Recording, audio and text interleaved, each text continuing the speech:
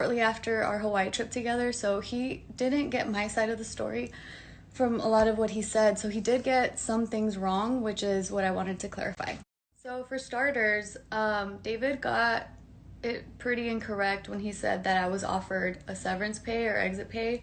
That is not true. That's not factual. As far as like my definition, what is true and what I will tell you guys is that during that last final Zoom meeting that I had with both owners, one of them did say, he said, "Hey Tiff, I know you haven't been receiving pay from us for 2 months. I know a lot of people are financially dependent on this income.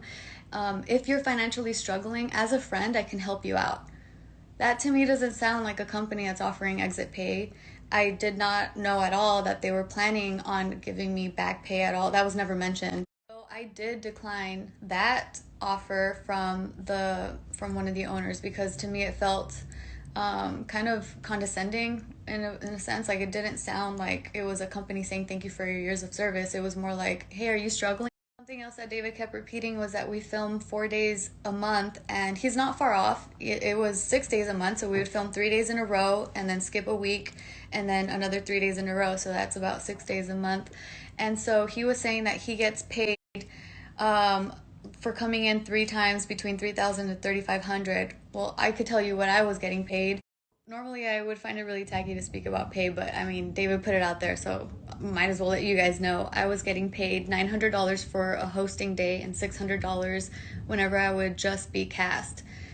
So that was what I would get paid. Something else that David got like absolutely wrong was the fact that he was saying that we got brought on to Joombi with zero out-of-pocket cost from us. That's false. We put in $15,000 to be part of Joombi. He is completely correct in saying that Joe fought for us so hard to be part of it, which I am so grateful to Joe for that. He gave us a beautiful, like, amazing opportunity to be part of such a wonderful company. And not just that, but to be able to be part of a company where we can wholeheartedly support and be proud of the products that we have. So like with all of our food concepts, like with Shrimp Daddy, as well as with Joombi, Chichidango, and Wing Chicks, and any other food concepts that we have in the future, we're just so happy and proud to be part of such a good team that is very invested in trying to make it successful and offer good products. I wanted to add that there have been a lot of hate spilling over to Joombi. A lot of people saying that they would never want to work for that company because they think they'd be directly managed under like Bart and Joe. But just so everyone understands that we're just investors.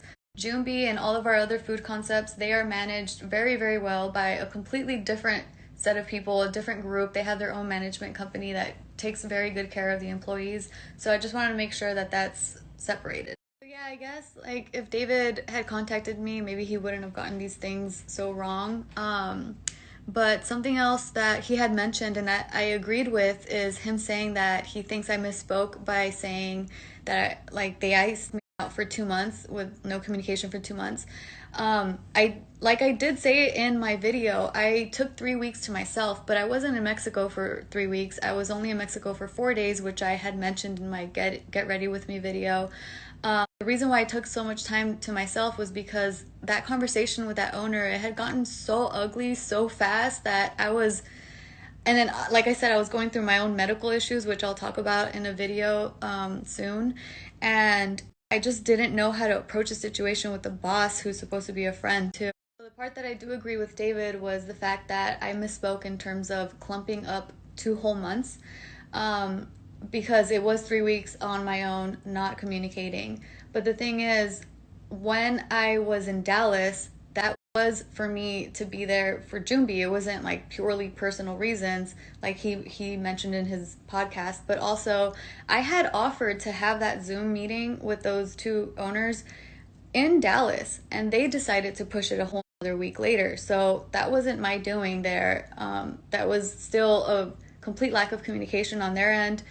And yeah, like I guess it's iced me out for 1 month then, if that's what happened. Something that I did want to mention, it doesn't have to do with David's podcast either, but a lot of people are really upset that I wasn't given like a proper farewell from the company. And I do want to mention that it was offered to me to do an off the record with them. And initially I had agreed and I said, yeah, it'd be a great idea. But then afterwards I thought about it and I realized like how I felt disrespected, the fact that there was no exit pay offered. And I just thought about it like, wait, if I'm going to say anything about this and I do want you guys to be aware that I'm no longer going to be part of that show anymore, then why not just do it on my own channel, on my own terms? If the reason why I'm not going to be part of this company anymore is because of creative differences, and I didn't really see it make sense to do a joint statement together or like a farewell video together. I did let them know that they can say anything that they wanted on their end, but they decided that they didn't want to speak about me without me there. And that's pretty much what happened, but it was offered to me, you guys. Okay, and the last thing I want to clarify, and this is not from David's podcast at all, this is just something that I've been coming across on the internet, that people are spreading this really nasty rumor about Gio, and I wanted to clear that up. Gio has never stolen money from us. That is absolutely not what happened. I don't want that rumor to continue to go because it's completely false. But yeah, I want to put all this to rest. There's no need to continue this conversation, in my opinion. I mean, everything that I had to say, I've said. If there's any other misinformation, I'll gladly clear it up. But I just kind of want to put this behind me and just let's move forward, you guys. So, everyone else that's left JK, they've all been able to release a video and tell their side of the story, and this is all I was intending to do with mine. I had absolutely no intention for the kind of the way that everyone received this.